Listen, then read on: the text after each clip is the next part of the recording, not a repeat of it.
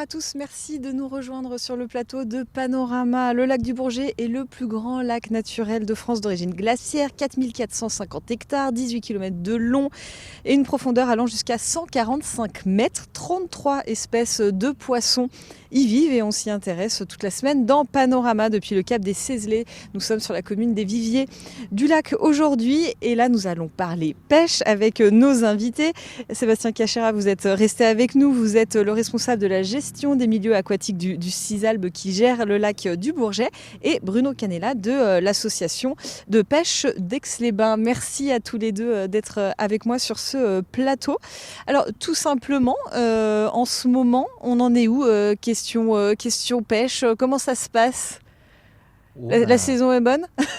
Ça commence, ça va pas trop mal. Là en ce moment c'est le Lavaret. Donc comme vous pouvez voir là-bas derrière, il y a pas mal de bateaux qui pêchent le Lavaret justement. Donc le Lavaret se pêche en moyenne entre 20 mètres et 30 mètres avec des petites nymphes. Donc non, ça va. Le poisson était un peu petit au début. Mais bon, ça commence à oui, vendre. parce qu'on va le comprendre là au cours de cet épisode. On a parlé dans le premier épisode des différents usages. Il y a la question de la pureté de l'eau. Est-ce que ça influence ou pas les poissons? Donc, est-ce que le lac du Bourget, il fait bon d'y pêcher? Je vous pose la question à tous les deux et vous me faites la réponse que vous voulez. On commence avec vous. Oui, c'est un beau lac. Ouais. C'est un très beau lac. On a c'est vrai, des belles espèces, de beaux poissons, il faut dire ce qu'il en est. Bon, c'est des moments c'est dur, des moments ça mord bien. On peut partir en bateau, puis une journée, rien. Ça arrive, capot on dit. Mais autrement, la plupart du temps, on arrive quand même à prendre un peu de poisson. Parce que pour qu'on comprenne bien, pour les non-pêcheurs, il y a des gabarits, je crois que c'est le terme utilisé. Donc vous pouvez pêcher que les plus gros poissons et ils sont un peu plus petits qu'avant, c'est ça ? Oui, c'est un peu ça. C'est-à-dire que vous parliez d'espèces et de peuplement piscicole. C'est vrai que dans les années où le lac n'était pas très en forme, on avait certaines espèces qui dominaient, qui n'étaient pas très soucieuses, on va dire, de la qualité d'eau. Donc on retrouvait de la perche, du gardon à foison. Voilà. Et puis avec la restauration de la qualité du milieu, on retrouve des espèces emblématiques qui sont des salmonidés, donc apparentés à la famille du saumon. La truite, l'omble chevalier, le lavaret, dont tu parlais tout à l'heure, qui a en fait le nom scientifique, c'est le corégone. Et c'est vrai que toutes ces espèces, du coup, interagissent entre elles. Et en fonction des quantités de nourriture qu'il y a au lac, c'est vrai que ça joue sur la croissance du poisson. Et comme il y a un peu moins de nourriture qui arrive au lac du fait de la restauration du milieu, les quantités ne sont pas moins importantes, mais en tout cas, les croissances de poissons diminuent. Et donc c'est vrai que par rapport à ce que vous parliez de gabarit, c'est-à-dire qu'on a des tailles réglementaires, des mailles de filet réglementaires qui permettent de préserver les petits poissons pour permettre de se reproduire et de pêcher les adultes qui se sont déjà reproduits. Donc du coup c'est vrai que en diminuant la croissance, on pêche moins de poissons sur des tailles réglementaires qui étaient plus opérationnelles il y a quelques années en arrière. C'est ça. C'est ça, bon, vous êtes d'accord en fait. Oui, vous êtes d'accord. Oui. 2500 pêcheurs de loisirs au niveau de l'association d'Aix-les-Bains, à peu près autant pour celle de Chambéry, 10 pêcheurs professionnels également. Qu'est-ce qu'on pêche non oui. Qu'est-ce qu'on... Vous avez cité quelques espèces. C'est quoi l'espèce emblématique du lac du Bourget, si on veut s'y mettre? C'est le Lavaret. Hein. Là, il n'y a pas photo. Hein. C'est le Lavaret. Avant, il y avait l'omble. Bon, l'omble, il s'en prend beaucoup moins. Hein. Et puis, à cause justement du PCB. Hein, autrement, il y a le brochet qui se pêche très très bien sur le lac. Hein. Il y a du silure maintenant. Bon, mais hélas... On a une nouvelle arrivée, une nouvelle espèce, c'est vrai. Et ça, c'est un problème. Ah oui.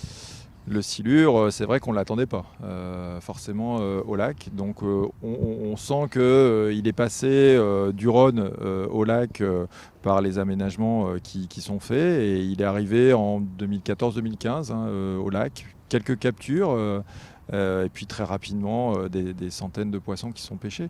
Alors ce silure, il vient du bassin du Danube, hein, et il est dans nombreuses rivières ou fleuves, mais en lac on ne l'avait pas encore bien eu, et il peut avoir un impact parce qu'une nouvelle espèce il prend la place d'autres espèces. Et c'est des poissons qui peuvent atteindre 2 mètres 2 facilement. mètres 50. C'est 2 mètres, 2 mètres 50, Oui. donc c'est des gros poissons. Voilà, ils peuvent impacter le peuplement.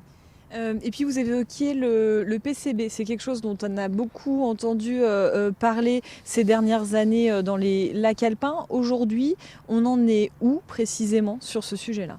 Alors les PCB, il faut rappeler, hein, c'est du pyralène, c'est une substance très stable qui était utilisée dans les transformateurs électriques comme isolant électrique.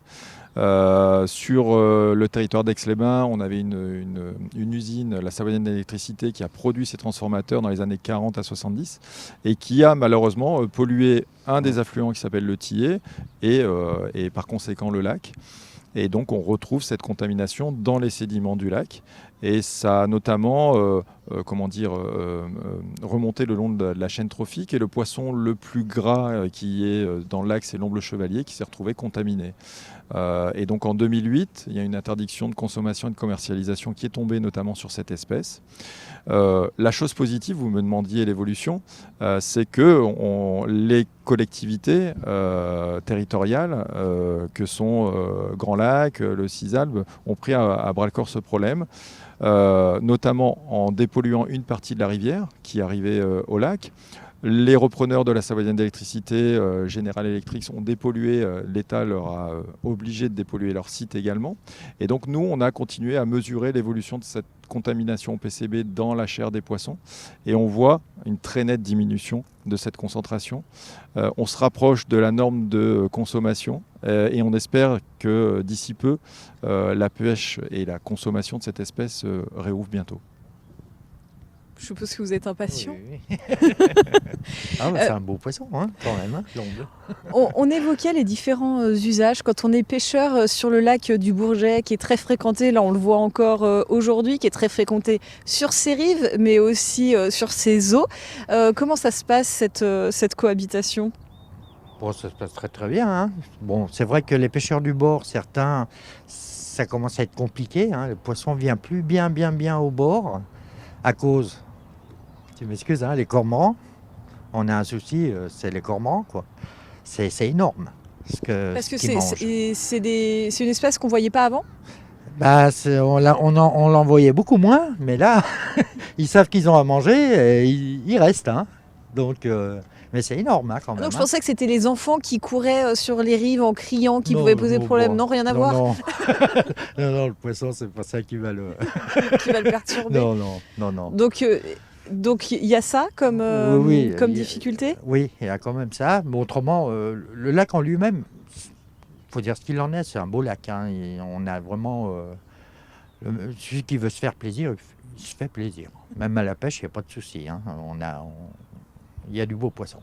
Et d'ailleurs, j'ai vu que ça a été une véritable activité touristique, la pêche, et peut-être de plus en plus. Oui. 5000 pêcheurs de toute la France et de Oui. l'étranger viennent pêcher à la journée ou en séjour sur le lac du Oui, Bourget chaque année, avec des retombées d'1,5 million d'euros. Alors ça, c'était en 2012, ça a certainement Ça augmenté. évolue un peu. C'est une activité à valoriser aussi sur le plan touristique, la pêche ? Oh oui, oui. Ah ben, on a les curistes, hein, déjà, hein. Donc il y a des curistes qui prennent les permis pour, en attendant, ils ont les soins, mais après il faut bien s'occuper. Donc il y en a qui viennent pêcher, qui se remettent à la pêche. On a des enfants aussi, des jeunes là qui, ça y est, c'est en train d'évoluer, hein. La pêche évolue aussi parce qu'il y en a beaucoup qui prennent le poisson, qui le relâchent. Donc on arrive à... Les jeunes, c'est comme ça maintenant, hein. C'est du Ça, c'est une prendre à le évolution, relâcher. c'est une vraie évolution de la pratique, Oui, ça ? oui. Il y en a beaucoup qui font comme ça maintenant. La plupart, d'ailleurs, il y a des bateaux, on n'en voit pas là. On a des bateaux en forme de... Les fusées, là, ils prennent et ils relâchent. Le brochet, pareil, ils prennent et ils relâchent. Maintenant, c'est comme ça. consommer, il y en a qui ne consomment pas tant que ça le poisson.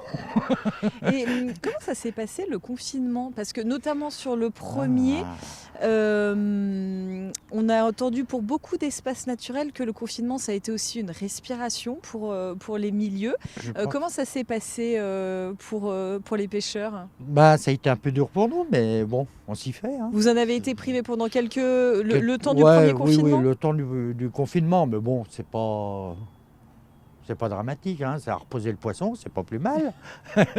Au moins, ça a mordu tout de suite derrière, quoi. Non, mais faut dire ce qu'il y a. De toute façon, il faut faire ce qui a lieu d'être fait. Hein. Ce confinement, de toute façon, il faut qu'on avance là. Hein, Bon, là, parce vous que- pouvez en ce moment. Oui, oui, oui. Heureusement. Vous avez constaté un changement, une espèce de bulle pendant le confinement? Je vous ai pas posé la question tout à l'heure. Le changement qu'on a constaté, c'est que tous nos suivis se sont arrêtés. Donc on n'a pas pu réellement mesurer l'impact de ce confinement sur le milieu naturel. Vous en parlerez avec les chercheurs de l'INRA peut-être tout à l'heure, mais ils viennent régulièrement sur le lac faire des mesures et pendant toute cette période, ils n'ont pas pu le faire. Donc on n'a pas d'éléments pour juger. Puis bon, c'est un espace, finalement pour nous ça a été long, mais à l'échelle d'un milieu, d'un écosystème comme ça a été assez court hein, au final. Donc pour dire qu'il y a une répercussion, elle a été, à mon avis, de très court terme pendant le confinement. Et ensuite, très rapidement, toutes les activités ont reprise. Et sur l'évolution de la pratique, là, qu'on entendait, les jeunes qui vont capturer, mais juste pour le plaisir, Le plaisir. de la discipline, Voilà. ça, quel regard vous portez là-dessus? Ça a toujours existé, c'est ce qu'on appelle la pêche no-kill. Voilà, no-kill. Donc certains pays le pratiquent plus que d'autres, et puis sur certaines espèces. Par exemple, sur le lavaret, qui est une espèce très convoitée ici, le no-kill, ça se fait pas. C'est-à-dire Non. on prend le lavaret et puis on le garde, on le mange. Sur le brochet, en fait, c'est par rapport à des espèces qui ont ce qu'on appelle un petit peu le caractère sportif. Donc ils vont donner du combat aux pêcheurs. Donc les pêcheurs vont aller chercher le brochet par rapport à ça, parce qu'ils aiment ressentir ce combat. Derrière, ils vont remettre leur trophée, entre guillemets, à l'eau. Alors, bon, il y a les pour, il y a les contre.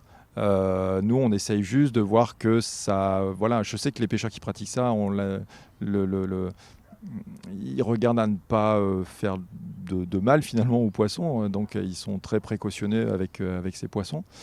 En termes de gestion, bon, derrière, nous on fait avec, quoi. Et ce qui nous importe, c'est de conserver une ressource diversifiée et importante, qu'elle soit consommée ou pas, quoi. Je vais vous Oui, poser la question seulement à vous, puisque vous y avez déjà répondu. En une phrase, pour vous, l'avenir de ce beau lac qui se trouve à côté de nous, vers Eh quoi il ben, doit tendre? J'espère qu'on va la garder, parce que c'est vraiment un beau lac. Hein. On a le lac, la montagne, on a tout hein, ici. Hein. On a un bon climat, et puis c'est surtout pour la génération future.